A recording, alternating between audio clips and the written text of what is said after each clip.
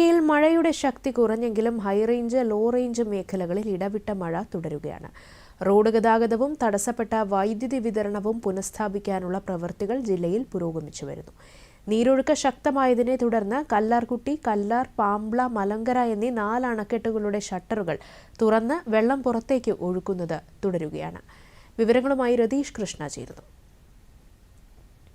കഴിഞ്ഞ ദിവസങ്ങളിലെ ശക്തമായ മഴയെ തുടർന്ന് വൃഷ്ടി പ്രദേശങ്ങളിൽ നിന്നുള്ള നീരൊഴുക്ക് വർദ്ധിച്ചതോടെ ജില്ലയിലെ പ്രധാന ഡാമുകളിലെ ജലനിരപ്പ് ഉയരുകയാണ്.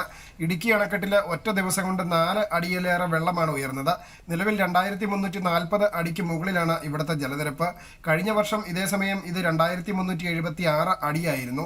മുല്ലപ്പെരിയാർ അണക്കെട്ടിലെ ജലനിരപ്പ് 116.70 അടിയാണ് ഏറ്റവും ഒടുവിൽ ലഭിച്ച കണക്ക് പ്രകാരമുള്ള അളവ്.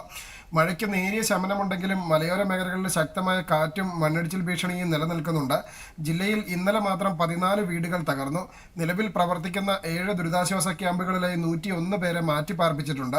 മഴ മുന്നറിയിപ്പുകളുടെ പശ്ചാത്തലത്തിൽ ഇടുക്കിയിലെ വിനോദസഞ്ചാര കേന്ദ്രങ്ങളിലേക്കുള്ള പ്രവേശന വിലക്കും രാത്രികാല യാത്രാ നിരോധനവും തുടരുകയാണ്. ജാഗ്രതാ നിർദ്ദേശങ്ങൾ പാലിക്കണമെന്ന് അധികൃതർ അറിയിച്ചിട്ടുണ്ട്.